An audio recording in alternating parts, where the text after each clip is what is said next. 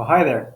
Thanks for showing up for your students' learning. I'm Grant Jennings. This is Free Kick Fractions, a game I designed to help students in grade 9 practice their operations with fractions, particularly addition and subtraction of fractions, in a strategic and competitive environment. So, first, I'm going to walk through the game inside the game's write ups document, and then I'll show you how the game plays out on the fraction value board. So to play this game, you're going to need a deck of cards. And I would suggest having your students prepare the decks of cards in mild, medium, or spicy variations.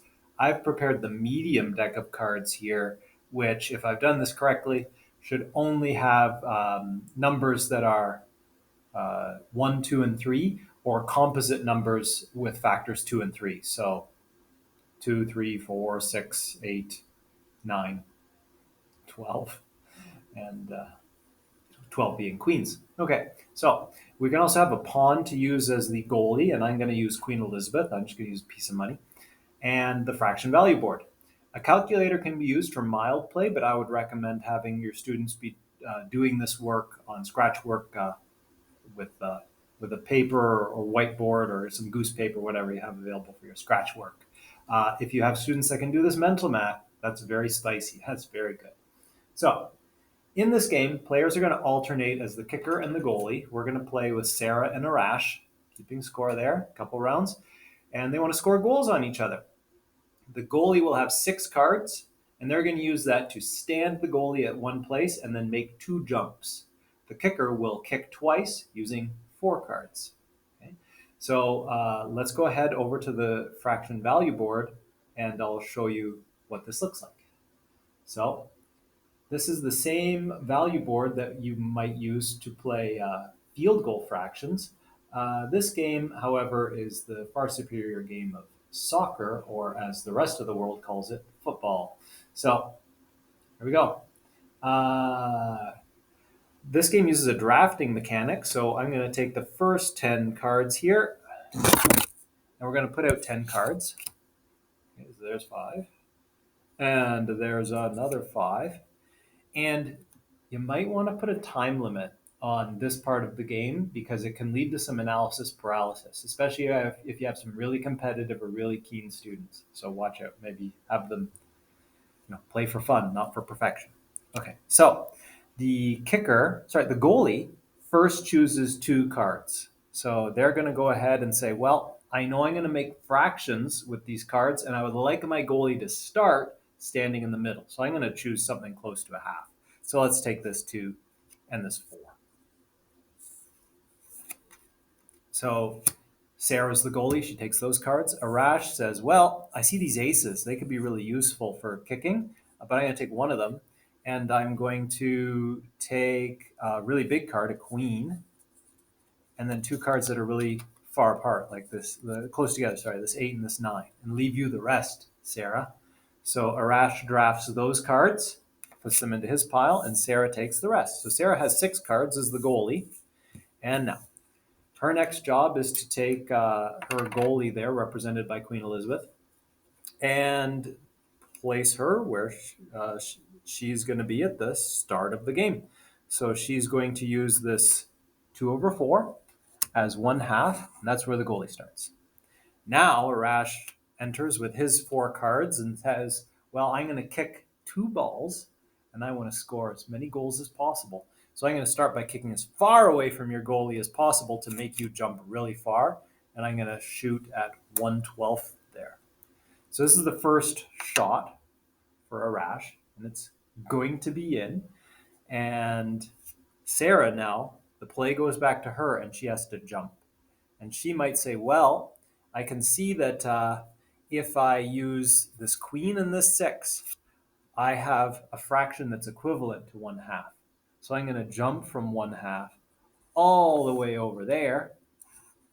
And because I jump and clear your shot, I have made a save. So your first shot doesn't go in, Arash. Ha ha ha. And Arash says, don't you start laughing yet. I still have an 8/9, and I'm going to shoot at 8/9 over here, which on the number line is right there. And so here is my next shot. Can you save it from all the way over there at 0? And Sarah says, well, you got me this time, Arash. the biggest fraction the only fraction I can make now is 1/3. So I jump back 1/3.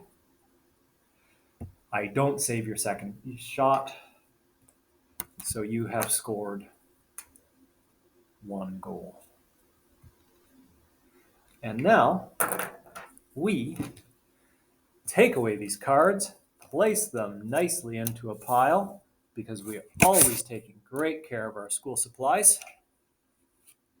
And we do it all again, except this time, Arash will take a turn as the goalie, and Sarah will take a turn as the kicker. So Arash says, well, I see what you did there. You started kind of in the middle, and that looked pretty smart. So I'm going to take this 4 and this 8, and that's where my goalie's going to start. 4 and 8, so 1/2. At least I'll have that option when I use my 4 cards. And Sarah says, you know what, I don't want to overthink this. I'm going to take those 4. And then Arash says, well, these are my final remaining cards. I'm going to take them all and decide where my goalie stands. And then the cards are public knowledge. So Arash might even look at the cards that Sarah has and see that they're all clustered up around the higher end or something and decide to stand his goalie in a different place. Whatever. But in any case, suppose he goes with his original plan and starts the goalie at 1/2.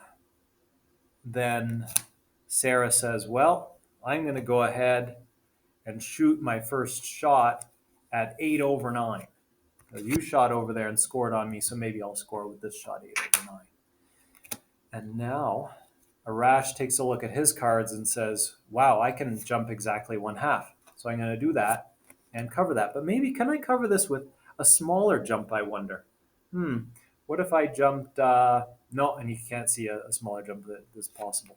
You could jump 1/3, and would 1/3 cover it? 1/2 plus 1/3, and he's going to try it. He's going to try and be fancy here. And so he's going to jump 1/3 in that direction. 1/2 plus 1/3, well, that's going to leave you at 5/6. So 5/6 over here. Oh no, I was not far enough. You scored with your first shot.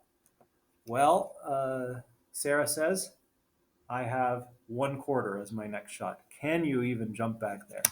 Well, I've got lots of cards left, he says. I've got 2/3.